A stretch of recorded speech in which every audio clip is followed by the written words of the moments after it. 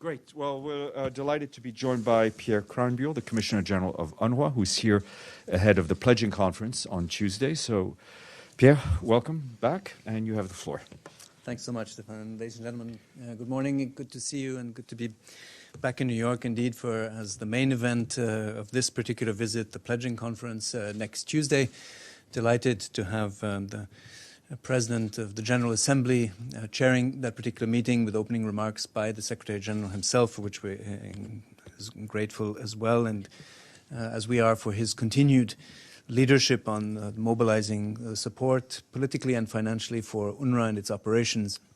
You all remember the parameters of a year ago when the United States decided to cut $300 million of funding to the agency and the challenges that we faced at the time. What we did was to launch this global campaign that we call Dignity is Priceless, and to reach out to governments, but also foundations and private donors across the globe, and with efforts and efficiencies and measures of cost controls introduced by UNRWA that also contributed to a $92 million saving package last year, we managed to mobilize the needed funding to overcome that historic and unprecedented shortfall and to keep our 708 schools for 500,000 boys and girls that are in our education system across the region, in the West Bank, including East Jerusalem and the Gaza Strip, in Jordan, Syria and Lebanon, in school and receiving education, as well as our healthcare, emergency and other services. So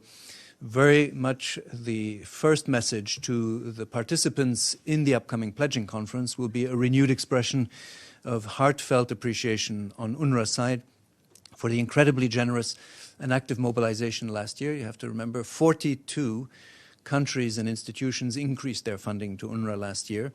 And that was, of course, a very remarkable result, as was the fact that every single pledge that was made to UNRWA in 2018 was honored before the end of that year, contributing to the successful outcome. And there was very strong mobilization out of Europe, the Gulf countries, Asia, the Americas, and beyond. So we're very grateful and inspired by that result. Now, 2019 started on, therefore, a different set of parameters. We launched a global appeal for all of our activities in the region that amounts to $1.2 billion. That's what is needed to run an education system for 500,000 students, to keep our health centers, primary health care providers open. It's 144 health centers we have across the region for about 8.5 million patient visits a year, and emergency assistance, in particular in Gaza and in Syria, for 1.5 million people. This is cash distributions, food, and other forms of support. This 1.2 billion represents the exact amount that we were able to mobilize last year. In other words, if every single donor would preserve and maintain their level of contribution reached in 2018, we would be able to cover the financial needs of UNRWA. Now, of course, fundraising isn't quite that simple, and the fact is that we're currently invested in trying to mobilize additional resources. We managed to cover the first 5 months of this year in a fairly stable way, so all of the expenditures that we were looking for between the 1st of January and the 31st of May were covered, and that is positive. It's both because donors advanced their payments and did help us with their commitments and contributions, and that is very significant. In June, this month, we started entering deficit figures. And this is something that, of course, will be one of the other points raised at the pledging conference, is an appeal to donors to help us, in particular, with bridging efforts during the summer, again, to avoid any disruption of services. Schools, of course, are currently closed for the summer break, but the big question will be, will they be able to open on time come the end of August, beginning of September? And one point that is extremely important for the stability of the region is the fact that we provide food assistance to 1 million people in the Gaza Strip. That is, half of the entire population of Gaza receives food assistance from UNRWA. And any disruption in that pipeline would be extremely problematic for the stability of the Gaza Strip, but also for the underlying conditions that people face that are already very difficult and traumatic in Gaza itself. So all of this, of course, is going to be part of the key messaging at the pledging conference, and our appeal will be to donors to help us cover this 1.2 billion that we need, and part of that has already been covered, as I said, from January to May, but also to ensure that the understanding for the value and the importance of our work continues to be strong. And I was very impressed by the strength of the support to UNRWA in political messaging, in funding support over the last few months. And our appeal to the donor community is really, let us keep this positive dynamic going, in particular because the situation, of course, in the Middle East is far from having improved. On my last visit to the Gaza Strip a few weeks ago, I was again confronted with the depth of the trauma that people face. It's many years of constraints coming from the blockade. There's lack of freedom of movement. You have so many different families and also children that have been affected by years of conflict and repeated conflict in Gaza, and the effects of all of the demonstrations that have taken place over the last year or so. Thousands of young people injured in very dramatic ways. So if you're in Gaza, what you're struck by is the depth of the psychological trauma that people deal with and have to cope with. And therefore, any disruption or further changes to UNRWA service delivery would be a major concern. And one could describe that, of course, also in the West Bank and including in East Jerusalem, in Syria as well. So we're very keen to use this pledging conference to ensure that there is renewed mobilization, further attention. I very much look forward to the participation of the different countries in that regard. And again, very much welcome that both the President of the General Assembly and the Secretary General will honor us with their presence and comments on that occasion. Happy to obviously take any questions that you would have in relation to this or our further activities. Thank you. Great. Okay, Evelyn. Thank you very much, Krähenbühl, for the press conference, and on behalf of the UN Correspondents Association, I welcome you. I'm Evelyn Leopold. My question is, can you kindly comment on the Bahrain conference, since they want to abolish UNRWA, I believe, and have you had contacts with what's going on there? It seems to be conflicting with your pledge drive. So I think, should we take one-on-one? Is that okay? Okay. So I think the first thing to say is, contrary to what you may expect, I do not see any elements of tension between a conference and a workshop that is being organized in Bahrain and our own focus, because our focus is a very immediate one, right? We have to ensure that food assistance continues to 1 million people, not in 2 years, but today and tomorrow. We have to ensure that Palestine refugee students, boys and girls, can go back to their schools, not in a few years' time, but at the end of August and September. So I think the timelines that we're talking about and the focus that UNRWA has is on delivering on its mandate immediately. It's a continued effort. While, of course, having discussions in Bahrain, the way I understand them, because, of course, I'm not, briefed in detail about exactly what the objectives are going to be and certainly what will be pursued, but the economic focus, which in and of itself has value, and there's no reason to see a tension between the Bahrain conference and UNRWA's work. We are just going to be very, very focused on our event. That's why I'm here, and to seek to mobilize all the support we can. And I have to say, while you mentioned, that there are challenges in political and institutional terms to UNRWA, which we don't deny, I'm struck by how broad the support is to UNRWA. 42 different countries increasing their funding last year. That's very unprecedented. Having had at the recent Security Council briefing here in New York, 14 different countries coming up with very structured comments of support to UNRWA, very detailed in terms of appealing for additional political support to UNRWA, but also additional funding is, I think, something very encouraging for us. So under the difficult circumstances that we deal with, we're actually focusing on that. Edie? As a follow-up to that,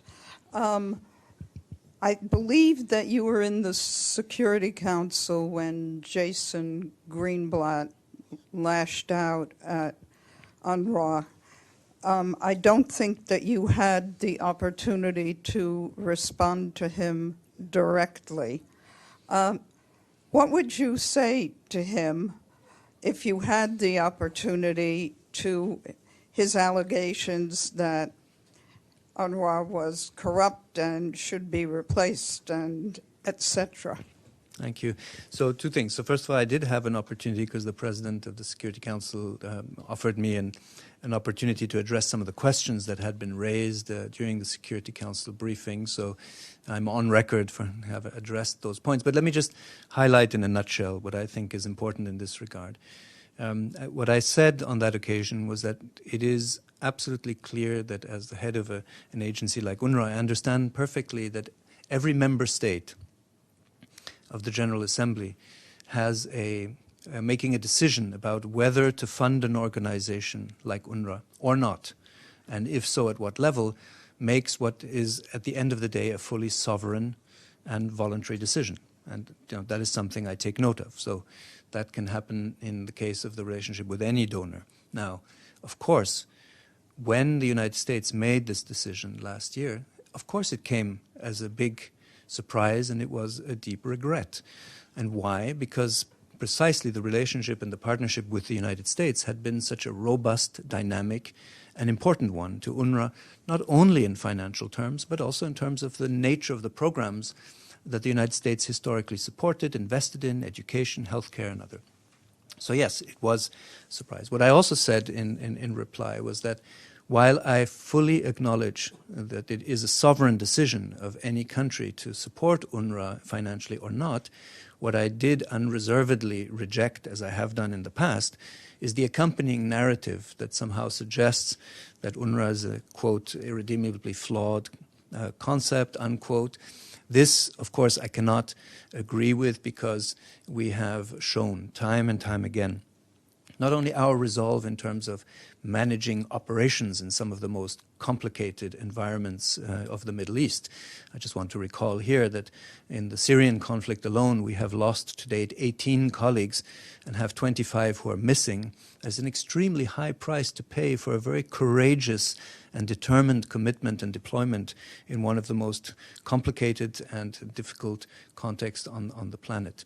And I also want to say very, very clearly that any suggestion about how we manage the organization, how we manage the funding and others has to be reviewed against just a recently released report by an institution that does assessments on multilateral organizations on behalf of a consortium of donor countries, which is MOPAN, which, by the way, includes as its member the United States, which, on the contrary, has just described at the end of a very detailed review UNRWA as being not only a robust and resilient organization, but a well-managed institution.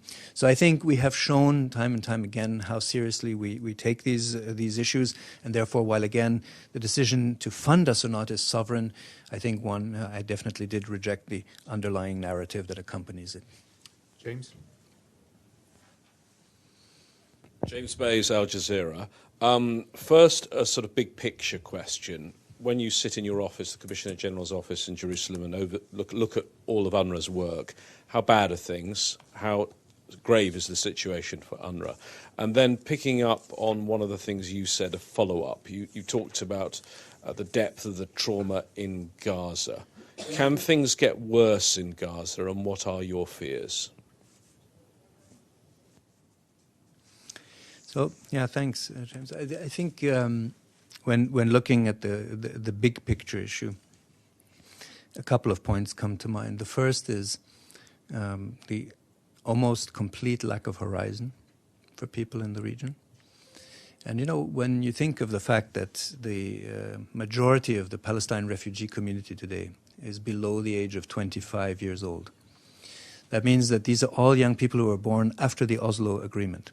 So they grew up hearing from the international community, from the United Nations, from member states, from their own leadership, that if you believed in moderation, if you believed in political processes, if you believed in diplomacy, a solution would be found.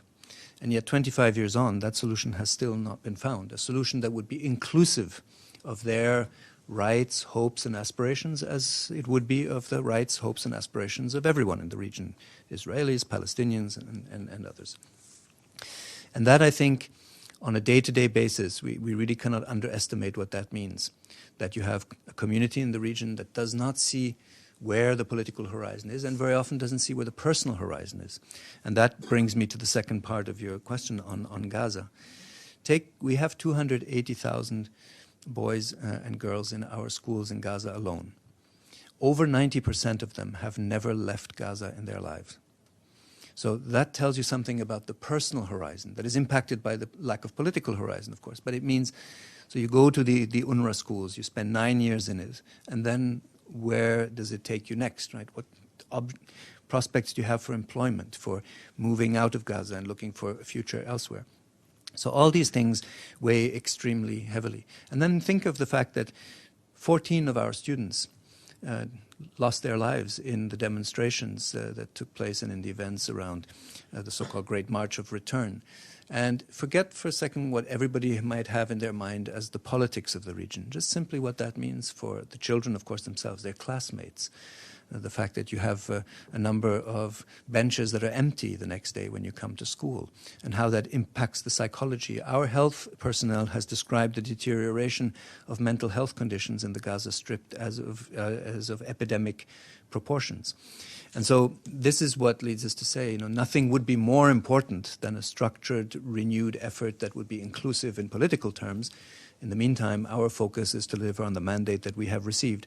And I also don't want to leave you with the impression, that everything is sort of doom and gloom. When we meet our students, and there will be, again, some of our students participating also in the pledging conference and others, these are young boys and girls of immense courage who deserve to have their right to education protected, and the schools are kept open. And really, that is where we see the continued strength and motivation also for our work, because it is true, it's highly polarized, it's excessively politicized currently, but it is worth it every single day to ensure that these children remain in school and have at least a bit of their personal horizon protected. Arthur, and then Yassine. Nabil. Yes, thank you. It's just a question on the kind of practicalities of keeping UNRWA going. You said that between January and May you had fully funded and you are now running a deficit. Could you just explain to me how that actually plays out in reality? Because most people would think if there's a deficit, we don't have any money and we'd have to stop. And secondly, after this pledging conference next week, when do you anticipate the money's actually going into your account so that things get back on an even keel? Yes, thank you. So the deficit situation is at this point it's a cash flow issue. So what it means is that when you, as a humanitarian organization, you have multiple partnerships with different donors.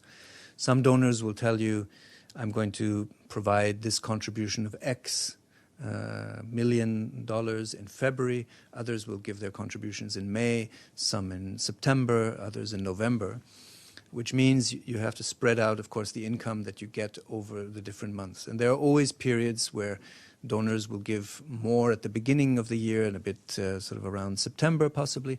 And of course our work is to try and bring some of these contributions forward so that you can spread them out. So when I speak about a deficit now, it doesn't mean that there are not other contributions coming, but they simply are not yet timed for this particular period. And then you have, of course, like every humanitarian organization, between your budget of what you plan to spend a given year and what donors have promised you on the 1st of January, there's always going to be a gap between that. It is, I'm not aware of any humanitarian organization that is just told on the 1st of January, don't worry, you're going to have it all, it'll come in, etc. So we have to struggle against this cash flow issue of when donors actually make their payments and against a gap between the expected expenditure and income. Now, your point about depending on what announcements are being made at the pledging conference itself, the experience is then always that it takes a few weeks, in some cases a couple of months. It really depends on the donor. And of course, one of our biggest tasks immediately after the pledging conference is to reach out to the individual donors who will have made announcements to ensure that that money comes as quickly as possible. because the one moment that was the most critical for us last year was the summer of 2018, because we ran out of money in emergency appeals, particularly in Gaza, where we had to end contracts of 118 staff members and put a certain number of other staff members on part-time employment. And that was a personal catastrophe for these colleagues, because when you lose a job in Gaza, you will not find another one. And every individual staff member who is receiving an income in UNRWA provides multiple loan guarantees across the community. And so when you lose the employment, it's not just that you yourself are impacted or your family, but multiple other families are impacted. And that created a lot of unrest, protests. We lost control of our offices for a full month last summer. And this is what we're calling on donors to be mindful of, is we want to avoid this kind of disruption during the summer, so that we work together to try and have additional income coming in following the pledging conference. Just a very brief follow-up, if I could. As I understand it, it's 1.2 billion will be your target. Do you have any initial indications of supplementary pledges that may help? Well, like you mean in the run-up to the pledging conference itself? Yeah. I think, as you would expect, governments are fairly protective of what they might announce at a pledging conference like this, so I don't want to speculate on it ahead of time. I do hope that some additional contributions will come in, but as always, maybe one is a little bit protective oneself, not to want to overstate or understate, so we'll wait for the figure on Tuesday. Yassine, then Nabil, and then James. Hi, Yassine Najjar, Madar News. You mentioned Syria, between Palestine and Syria, about refugees. And the Arabic state, they pay in time whatever promises for the money. That's the question. Tell me, you support Syrian too, refugees, or just the Palestinian in Syria? Right. And we need that back clear. So the focus that UNRWA has is exclusively on Palestine refugees. Now, Palestine refugees in Syria, there were just over 500,000 before the war. 560,000 was the number in different parts of Syria. But we focus on Palestine refugees, and currently there are still about 440,000 Palestine refugees in Syria, very, very largely displaced throughout the country, having gone through, like millions of Syrians, the very traumatic experiences of war. And they receive our support on a regular basis. When you asked about the donor income from Arab countries, so I think 2018 was very remarkable in this regard, because we had, in addition to what, for example, Saudi Arabia provides in support to reconstruction or construction of schools and health centers, and they have done that for many years, we had last year the largest amount of core funding ever received by UNRWA from Gulf countries. It was $50 million from Qatar, 50 million from Saudi Arabia, 50 million from the United Arab Emirates, and 50 million from Kuwait. So if you remember that we had a 446 million shortfall, that means Gulf countries alone covered a very significant part of that. And of course, our current effort is to try and secure renewed similar levels of funding from Gulf countries, as I said, also from all of our other partners. But it is very important, and we're very engaged, and the Secretary General has been very engaged. We were together at the Arab Summit in Tunis, precisely also to reach out and raise attention at the most senior levels of these respective countries. Nabil?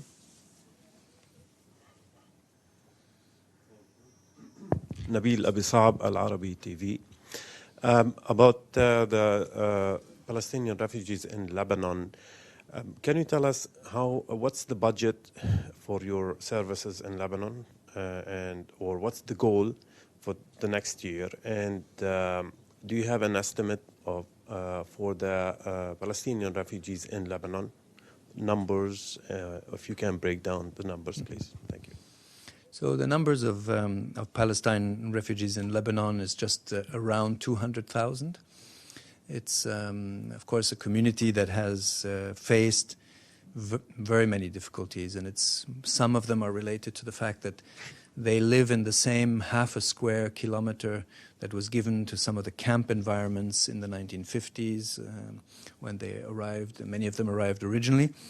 And of course, in the meantime, the community has grown significantly, so it's densely populated, highly urbanized, overcrowded, with all of the communal problems that you can imagine in these type of environments, in addition to the personal lack of horizon, which I referred to earlier, but which in the case of Lebanon is reinforced by the fact that you have simply almost no possibility as a Palestinian to find an employment, because by decree, Palestinians are excluded from 40 different professions in Lebanon. Now, this is a matter, and this is, by the way, something to welcome, that the current Lebanese government has taken up, are prepared to discuss and to engage maybe in a new thinking, to think about improving opportunities for Palestinians to also have access to some forms of employment in Lebanon, which of course would be very important just simply for the, well, obviously the basic dignity of the people, but also for the socioeconomic conditions that they are in. I'll just check, Shadi, what's the envelope for Lebanon? 175 million? Yeah. James. Yeah, thanks so much. James Ryan, Al Jazeera. Two questions. First one very quick. Do you have any idea what time of day on Tuesday we'll be wrapping up and you'll have a big overall figure that you can announce? Second question, it's an opinion question. Moving the US Embassy to Jerusalem, the decision on the Golan Heights, the cutting of UNRWA funding, and now this meeting in Bahrain about investment for Palestinians, but no real talk about them getting their own state. What is your own view on the process that's been spearheaded by Donald Trump and his son-in-law? So on the timing, Peter, when can we expect to have the 1 o'clock? 1 o'clock. 1 o'clock on Tuesday. The question that you raise is, I think, what's the most important is not so much what I think, but what people in the region have felt. And there's no doubt that last year, when you had the combination of the announcement on Jerusalem and the US Embassy move, plus the funding cut to UNRWA, that created undoubtedly significant levels of anxiety among Palestine refugees in the region. And I think it's very important to connect this point with what I was saying earlier on the political horizon. Because at the end of the day, you have to remember one thing, and this is a very important point in the sort of argument that allegedly, UNRWA is a contributor to perpetuating the situation of refugees. The people who were the least interested historically in having a long-term presence of UNRWA were Palestine refugees. That's maybe not very well known or not very well remembered, but Palestine refugees were not particularly keen to have the regular extensions that were there in the 50s and 60s, because it was a reminder that their fundamental political solution was not being resolved.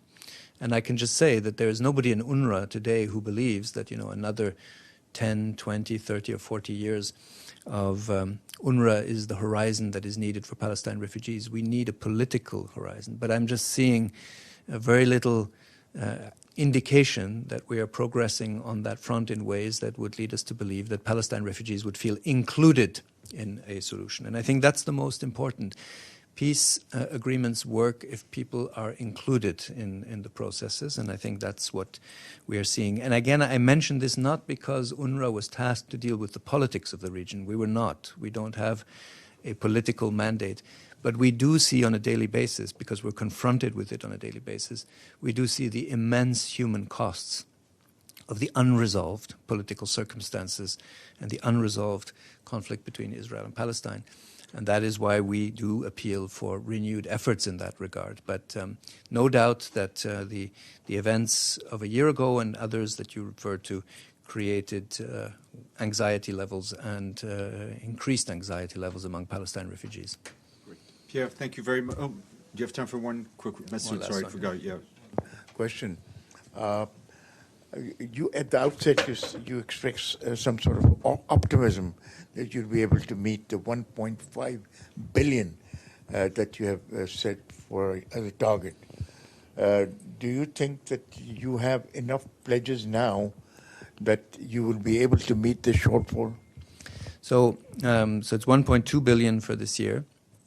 Now, as I said last year already, when we faced the worst crisis in the history of the organization, the situation was far too serious to allow ourselves to be pessimistic. So we have to, as a team, remain optimistic and invest and drive and reach out to donors and convince them of the value of the work that we are doing. So at this point, of course, I cannot tell you whether we will cover all the needs this year. We're certainly working very, very actively to get there. We're not letting any stone unturned. We're knocking at every door and engaging with all of our partners. It's clear that the support that came last year is a reason to be encouraged, but I have learned in this job not to take anything for granted. So I'll update you after the pledging conference to tell you how comfortable we feel about the next 6 months or so. Thank you very much, Thank you. Pierre. Thank you.